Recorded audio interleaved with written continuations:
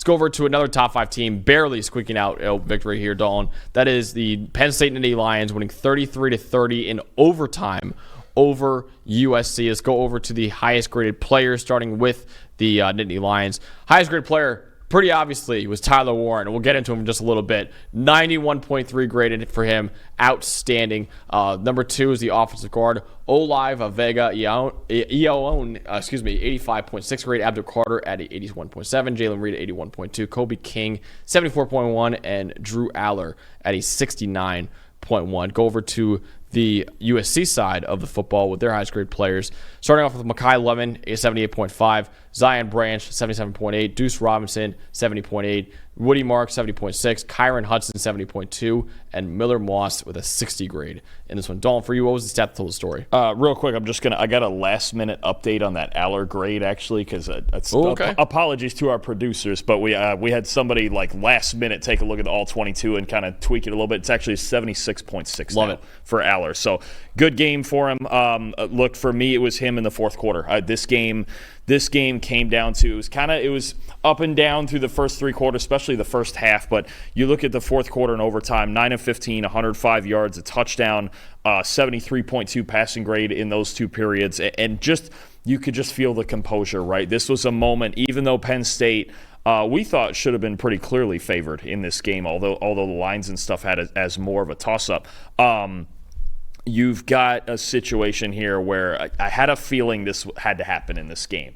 You're going, 3,000 miles from Penn State out to LA to play in the Coliseum and do all that. And it just felt like I was like, man, Drew Aller's got to have a moment here. He's got to be, because, in the first handful of games, he was throwing the ball maybe 25-ish times a game. They were running a lot. It was a lot of play action. They were kind of getting into Andy Kotelnicki's offense. But when it came down to especially the last 5-6 minutes in that fourth quarter, and it was just, Drew, and honestly, there were moments where there was enough time where they didn't necessarily have to throw the ball every play. They had enough time to run it and manufacture it, but they put this game in Drew Aller's hands, and he made it happen. Yep. He did. I mean, I think it's a huge step for him on the road in a game like this against a USC team that honestly might be the best 3-3 team in the country. I mean, you look at the games they're losing. These are razor-thin margins. Got a really good quarterback in Miller Moss. D'Anton Lynn's got their defense playing better. It was certainly better than last year.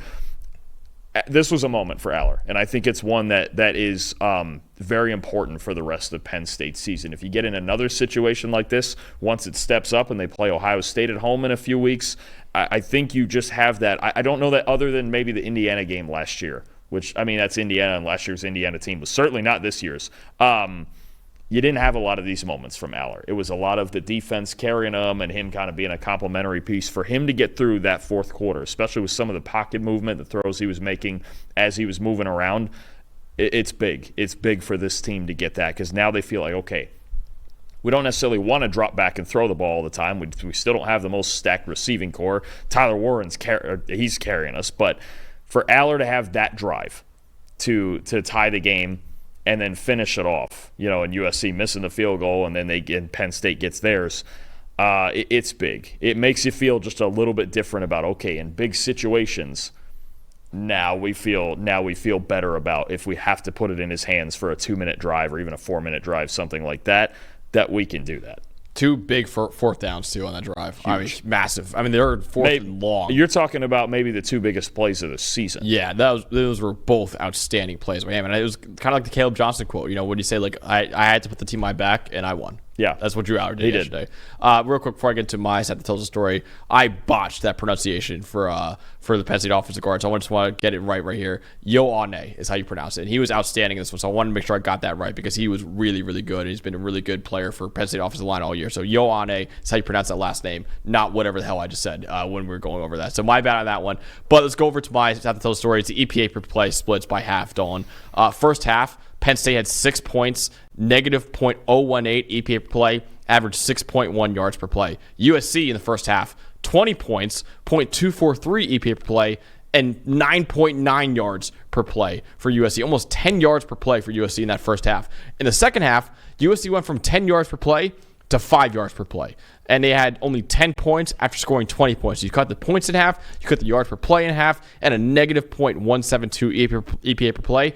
On the other side, Penn State, 6 points in the first half, 27 points in the second half in overtime, 0.482 EPA per play. And after averaging 6.1 yards per play in the first half, they averaged 8.4 yards per play in the second half. Penn State really figured it out in the second half. It really was, I hate to use this term because it's used all the time, but it's a tale of two halves, honestly, it was this game. And Penn State in the first half, Dalton, they allowed 14 yards per carry. That fell to 3.8 in the second half for Penn State. Tom Allen must have reamed them in the locker room, be like, guys, we got to figure this out now. And they came out of the locker room and they really figured it out offensively and defensively. I think they outcoached and outplayed USC in the second half after getting outcoached and outplayed in the first half, honestly. So really impressive performance in the second half by Penn State. When they looked in the first half, they looked dead in the water in that first half. They really came out with a fire in the second half, and credit to Penn State, that coaching staff and those players for never giving up and ultimately pulling out a comeback victory. Yeah, I think we usually think about Penn State as front runners with their pass rush and wanting to really run the ball as the base of their offense. So to come back from what it was 20-6 at halftime, to come back from that and keep their cool and just find it, you mentioned it in both phases, because their defense, they looked like they were not comfortable at all playing in space in the first half. That's what I saw, is they were just chasing constantly, and USC was finding all their weapons in space, and they had a ton of room to work with. Locked it down on both sides of the ball. It's a huge win. I don't care if anybody says about USC's record or how they've been playing. They've been playing really good, and they've been barely losing these games that they're losing. Again, they may be the best 3-3 team in the country. This sets up really well for Penn State now. Because now you're looking at the rest of their schedule, not bad. Obviously, the Ohio State game is big. Ohio State, they can still lose that game though and get in. Yeah. Oh, Penn State at 11-1 is a lock for the playoff. That's not a question. This was a big one to get through. I think it was one where it was kind of that sneaky spot where it's like, you know what, it's cross country road trip. These are the things. This is what happens on these cross-country road trips. We're going to talk about one or two of them every single week. This had that danger. They got through the danger, and they found a way. And you know what? You're going to have 2 or 3 wins a year where you just find a way. Absolutely. And you look at the rest of the schedule. They play Wisconsin, they play Washington, they play Purdue, Minnesota, and Maryland. There's no reason they should lose any of those games. Absolutely. So it's a huge, huge win for Penn State over USC. I'm not going to say they're a lock for the playoff because I'll never say that because I don't want to jinx my favorite team growing up. But they are very as close as you can almost get because of the schedule they have remaining. Dalton, usually, to make the show as enjoyable as possible, you and I always try to differ on our stat that tells the story and the most impressive part. Just kind of paint a broad picture of the entire game.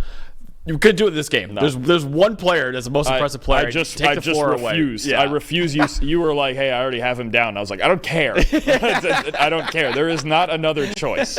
Go ahead, take the floor. Tyler Warren. I mean, he ties an FBS record with 17 catches, 224 yards, touchdown, 92.6 receiving grade, 3 contested catches, 6 forced missed tackles, and one of the plays that's gonna stand the test of time this season is the one where they get in the weird Andy Kotelnicki formation, and he's at center and he catches it. What a catch, by the way! First of all, we're lining up at center and running to the end zone. Second of all, that catch—that's one of the 3 or 4 best catches we've seen. Yeah, he's unreal. Caught over his helmet. Yeah, you look right now for the season at how good Tyler Warren's. First of all, he's their MVP. Oh, yeah. He is their MVP. He's the passing game right now.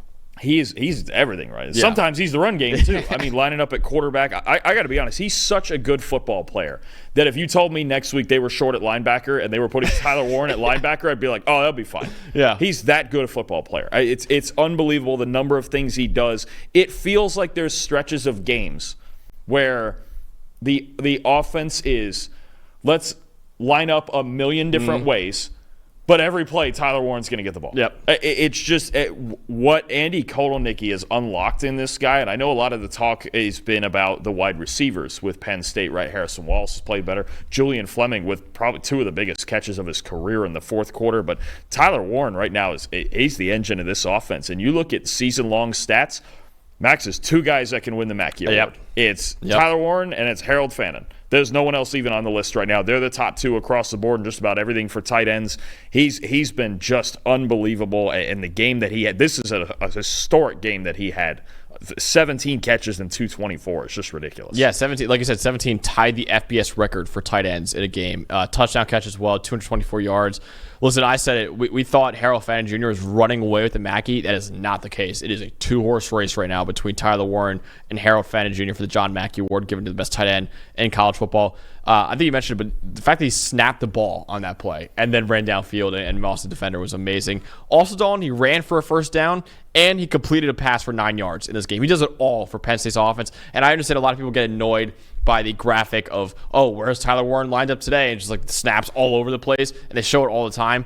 But you almost have to. It's a huge part of their offense. That's just what he is. Yeah. Yeah, he's been targeted this year on 32.2% of his routes, second only to Harold Fannin Jr. Also second to Harold Fannin Jr. with 500 receiving yards. Right now, Tyler Warren, just in the regular season, is on pace for 1,000 receiving yards right now, which is a very rare feat for a tight end as well. So he is Penn State's passing game, and it's going to be an amazing race for the John Mackey Award at the end of the year because those two, Harold Fannin Jr.